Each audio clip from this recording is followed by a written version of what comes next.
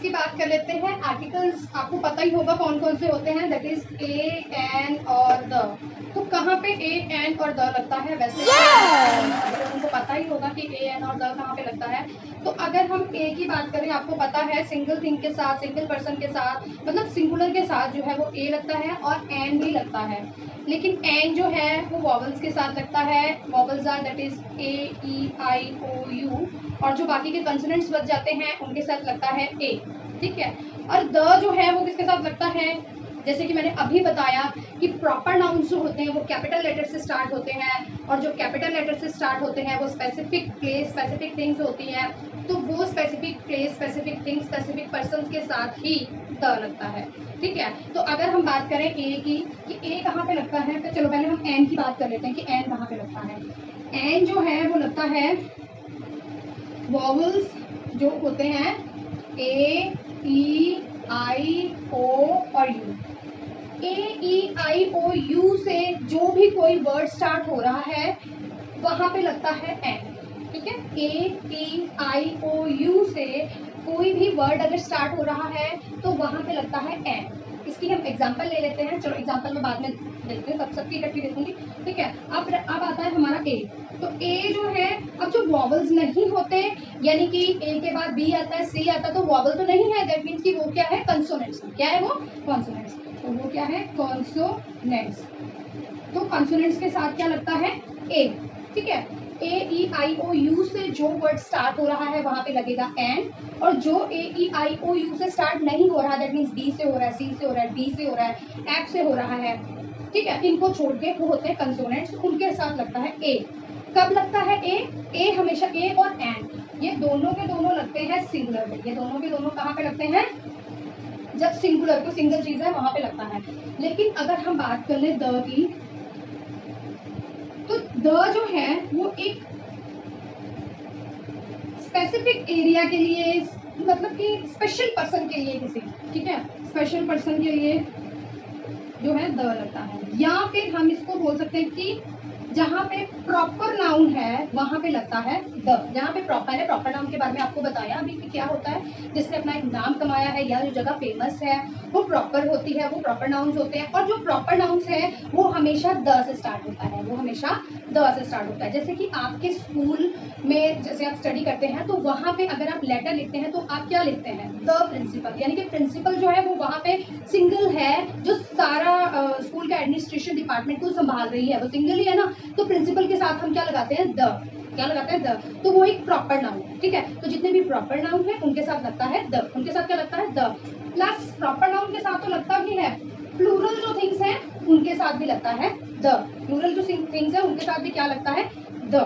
ठीक है। अब कुछ एग्जांपल्स हम ले लेते हैं। देखिए, अगर मैं बोलूं डैश इग्लू, डैश इग्लू, और साथ साथ में और भी ले लेती हूँ, dash mushroom, dash elephant, dash red fort. ठीक है। ये कुछ एग्जांपल ली मैंने। तो अब देखिए इग्लू, डैश इग्लू। अब इग्लू देखिए आई से स्टार्ट हो रहा है ना, आई से स्टार्ट हो रहा है। तो मैंने क्या बोला था, जो ए, ई, आई, ओ, यू से जो वॉवल्स साउंड से स्टार्ट होते हैं, ए, ई, आई, ओ, यू से, वहां पे लगता है एन। क्या लगता है वहां पे? एन। या यहाँ पे फर्स्ट लेटर क्या है हमारा? आई। तो आई कहाँ पे लगा हमारा? मैंने बताया ना कि एन लगेगा। जो भी word A, E, I, O, U से स्टार्ट होगा, तो ये आई से स्टार्ट हो रहा है, तो यहाँ पे क्या लगेगा? एन। क्या लगेगा? एन।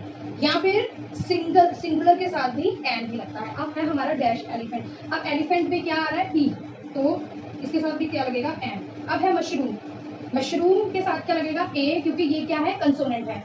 एम जो है वो वॉवल्स में नहीं है, दैट मीन्स कि वो कंसोनेंट में है, और कंसोनेंट के साथ क्या लगता है? ए।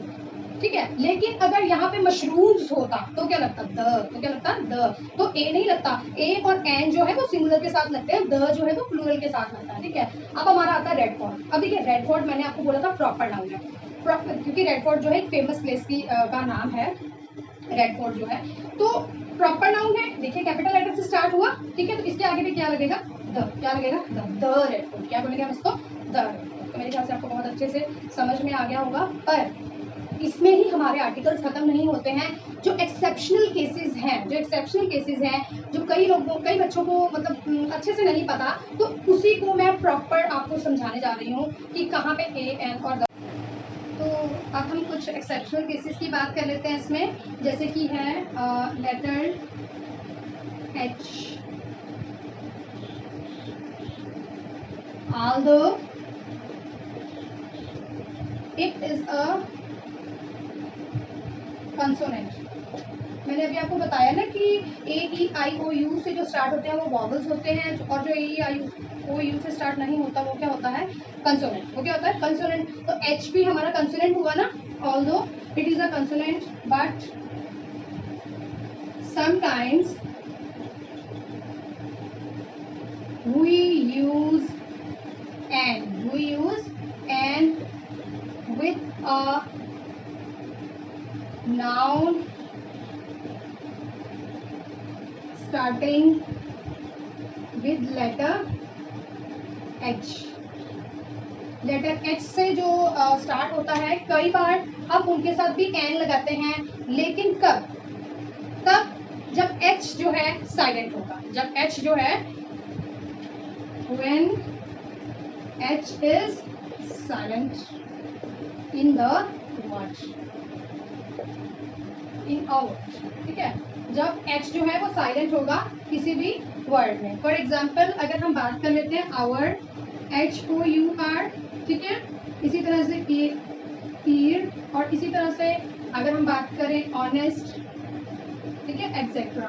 अब देखिए ये जो है एच से तो स्टार्ट हो रहे हैं, लेकिन इनमें एच साइलेंट है। फॉर एग्जांपल अगर हम बात करें ऑनेस्ट, ठीक है, ऑनेस्ट बोला जा रहा है, हम क्या बोल रहे हैं, ऑनेस्ट। इसमें एच साइलेंट है, हम हॉनेस्ट नहीं बोलते हैं, हम क्या बोलते हैं, ऑनेस्ट। इसी तरह से आवर बोलते हैं हम, ठीक है, आवर। अब क्यों होता है इसमें ऐसा, देखिए एच जो है साइलेंट है, तो हम क्या बोल रहे हैं, आवर। तो वॉवल्स की जो साउंड है वो इसमें आ रही है आवर्स, आ की आवाज आ रही है। तो मैंने आपको बोला था जो ए ई आई ओ यू से स्टार्ट होते हैं वो क्या होते हैं, वॉवल्स, और उनके साथ क्या लगता है, एन। तो देखिए ये भी तो वॉवल साउंड से स्टार्ट हो रहा है, आवर, ठीक है। ऑनेस्ट, तो क्या ऑनेस्ट ओ से स्टार्ट नहीं हो रहा, तो ओ तो वॉवल साउंड है, वॉवल साउंड के साथ क्या लगेगा, एन। क्या लगेगा, एन। तो भाई ये एक्सेप्शनल केसेस आते हैं यहाँ पे, लेकिन इस चीज का ध्यान रखिएगा, हमेशा एच जो है उसके साथ एन नहीं लगेगा। जो वर्ड एच के साथ सिर्फ तभी लगेगा जहां पे उस वर्ड के साथ जो एच है वो साइलेंट है, एच की आवाज नहीं आ रही। लेकिन अगर हम हैन की बात करेंगे, एच ई एन हैन होता है, एच ई एन हैन होता है, तो क्या हैन के साथ भी आप एन लगाएंगे, नहीं। हैन जो है वो ह की आवाज दे रहा है, लेकिन ऑनेस्ट जो है वो ओ की यानी वॉवल साउंड दे रहा है, इसलिए एन लगा। लेकिन अगर हम हैन बोलेंगे या हैट बोलेंगे या एच से कोई भी वर्ड जो स्टार्ट हो रहा है जिस जो हा की साउंड ही दे रहा है, वहां पे हम ए नहीं लगाएंगे, क्योंकि वो कंसोनेंट है, ठीक है, क्योंकि वो कंसोनेंट है। लेकिन जहां पे एच साइलेंट है वहां पे हम क्या लगाएंगे, एन, ठीक है। इसी तरह से एक्सेप्शनल केसेस ये है, इसके अलावा और भी है। हम सेकंड एक्सेप्शनल केस की बात करते हैं। तो अब हम सेकंड एक्सेप्शनल केस जो है दैट इज लेटर यू, उसकी बात कर लेते हैं हम। देखिए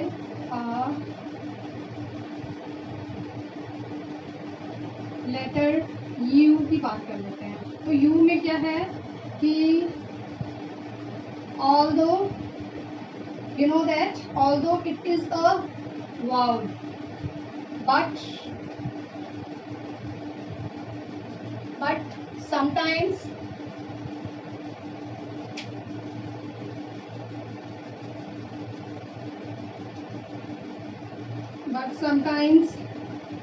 we use an ए तो हम ऑलरेडी यूज करते हैं क्योंकि ये वॉवल्स है, but sometime we use A with a noun starting with U, ठीक है। वैसे तो आपको पता है कि U जो है वो क्या है, वॉवल्स है, और ए ई आई ओ यू जो है ये वॉवल्स है। U से कोई भी जो वर्ड स्टार्ट होता है उसके आगे एन लगता है, लेकिन कुछ एक्सेप्शनल केसेस हैं जहाँ पे एन नहीं लगता, उसकी जगह पे क्या लगता है, ए लगता है। लेकिन क्यों लगता है वो, देखिए क्यों लगता है मैं वो बताती हूँ आपको। A is used when letter U is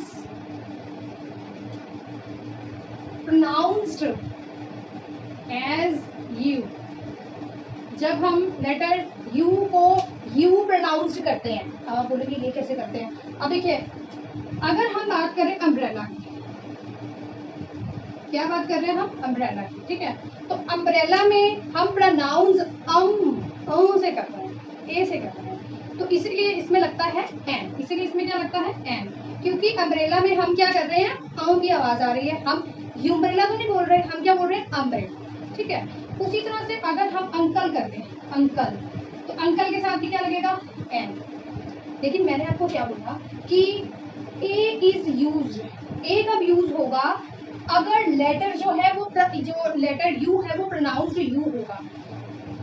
कैसे होता है वो? अब बताइए, अगर मैं ये देखिए, अगर मैं लिखूं डैश यूनिवर्सिटी, अब देखिए मैंने क्या बोला? अब मैंने अनिवर्सिटी नहीं, मैंने क्या बोला? यूनिवर्सिटी। तो मैंने यू लेटर को यू से ही प्रोनाउंस किया। जैसे कि यहाँ पे यू था तो मैंने उम्ब्रेला तो नहीं बोला, उम्ब्रेला नहीं बोला, मैंने क्या बोला? अम्ब्रेला। ए से प्रोनाउंस किया ना, अम्ब्रेला। ऐसे ही यहाँ पे भी अंकल, तो एक तरह से ए की जो है साउंड आ रही है, वॉवल साउंड आ रही है। लेकिन यहाँ पे मैंने क्या बोला? यूनिवर्सिटी। क्या बोला? यूनिवर्सिटी। अब मैंने अनिवर्सिटी नहीं बोला, मैंने क्या बोला? यूनि। तो यू आ गया। क्या आ गया? यू। तो तभी लिखा है कि कब लगेगा a? A is used when letter U is pronounced. जब यू को हम प्रोनाउंस करेंगे यू ही, जब यू की जगह हम करेंगे तब तो एन ही लगेगा, क्योंकि वॉवल साउंड है। आपने बस इतना देखना है कि कहाँ पे वॉवल की साउंड आ रही है। जहाँ पे वॉवल साउंड आ रही है, यानी कि ए ई आई ओ यू की साउंड आ रही है, वहां पे लगेगा एन। और जहाँ पे ए ई आई ओ यू की साउंड नहीं आ रही है, वहां पे लगेगा ए। जैसे कि अभी मैंने पहले भी करवाया था आपको, ऑनेस्ट। ऑनेस्ट जो है, अब बेशक वो एच से स्टार्ट हो रहा है, कंसोनेंट साउंड है, लेकिन ऑनेस्ट जो है वो उसके साथ क्या लगता है? एन लगता है, क्योंकि वो वॉवल साउंड दे रहा है। इसी तरह से ये यूनिवर्सिटी है, तो यूनिवर्सिटी के साथ क्या लगेगा? ए, क्योंकि ये क्या प्रोनाउंस कर रहा है? यू। क्या प्रोनाउंस कर रहा है? यू। इसी तरह से अगर मैं बोलूं डैश यूनिफॉर्म, यूनिफॉर्म, तो मैंने क्या बोला? यूनिफॉर्म। तो यू प्रोनाउंस हुआ ना, यू। तो किसी भी वर्ड में अगर यू प्रोनाउंस हो रहा है उसकी स्टार्टिंग में, तो उसके साथ ए ही लगता है। मेरे ख्याल से आपको बहुत अच्छे से समझ में आ गया होगा जो मैं आपको समझा रही हूँ, ठीक है। तो अगर आप चाहते हैं कि इसी तरह के टॉपिक में और भी आपके लिए लेके आऊँ, तो please viewers like and subscribe my channel.